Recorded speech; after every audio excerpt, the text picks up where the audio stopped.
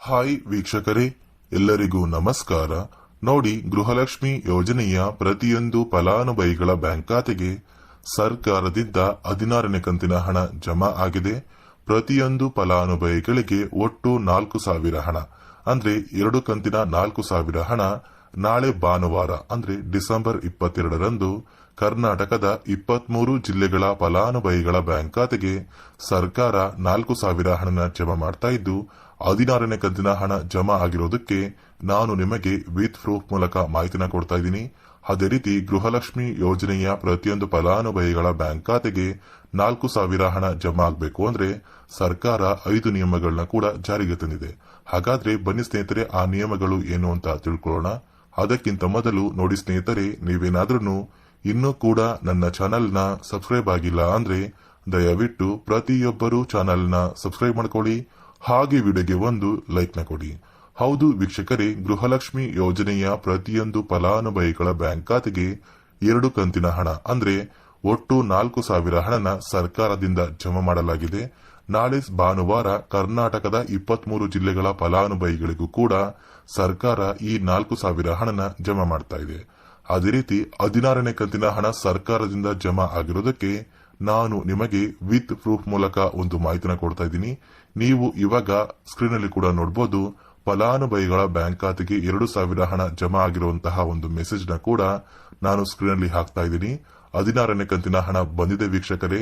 ನಾಳೆ ಭಾನುವಾರ ಡಿಸೆಂಬರ್ 22ರಂದು ಕರ್ನಾಟಕದ 23 ಜಿಲ್ಲೆಗಳ ಫಲಾನುಭವಿಗಳ ಬ್ಯಾಂಕ್ ಖಾತೆಗೆ ಈ 16ನೇ ಕಂತಿನ ಹಣ ಜಮಾ ಆಗ್ತಾ ಇದ್ದು, ಆ ಜಿಲ್ಲೆಗಳ ಹೆಸರು ಏನು ಅಂತ ತಿಳ್ಕೊಳ್ಳೋಣ.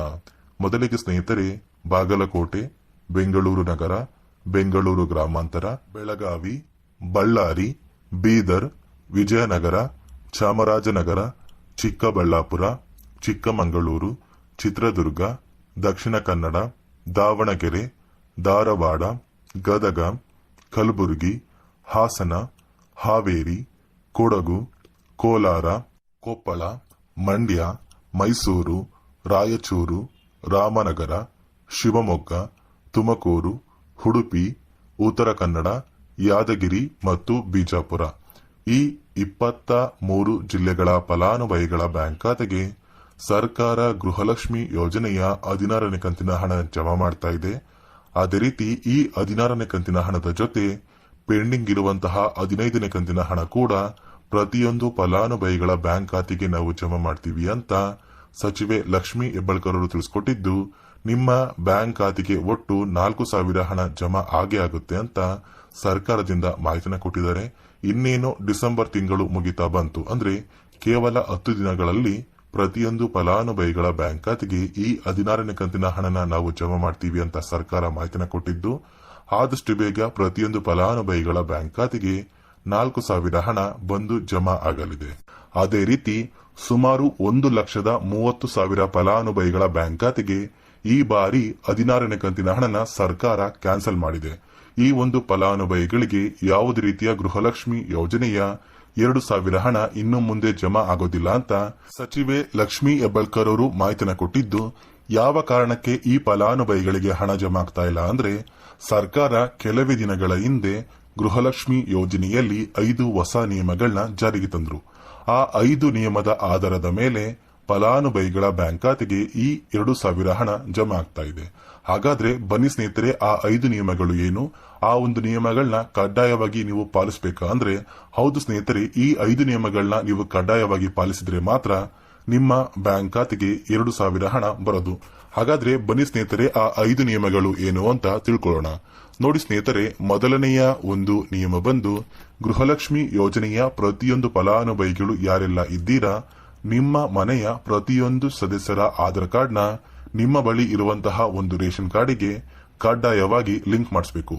ಈ ಒಂದು ನಿಮ್ಮ ಆಧಾರ್ ಕಾರ್ಡ್ನ ಲಿಂಕ್ ಮಾಡಿಸೋದಕ್ಕೆ KYC ಅಂತ ಕರೀತಾರೆ. ಸಾಕಷ್ಟು ಫಲಾನುಭವಿಗಳ ಒಂದು ರೇಷನ್ ಕಾರ್ಡಿಗೆ KYC ಪೆಂಡಿಂಗ್ ಇದೆ.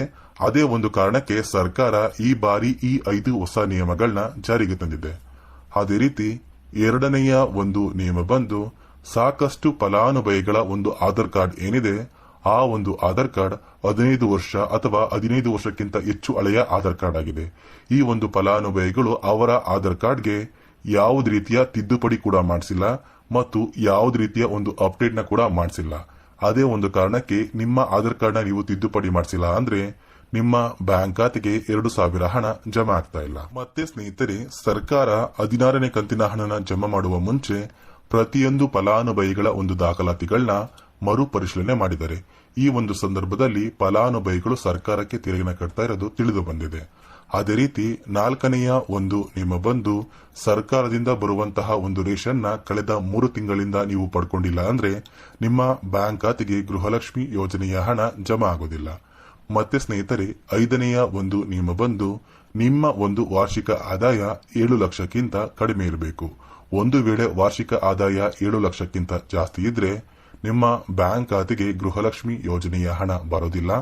ಈ 5 ನಿಯಮದ ಆಧಾರದ ಮೇಲೆ ಪ್ರತಿಯೊಂದು ಫಲಾನುಭವಿಗಳಿಗೂ ಹಣ ಜಮಾ ಆಗ್ತಾ ಇದೆ.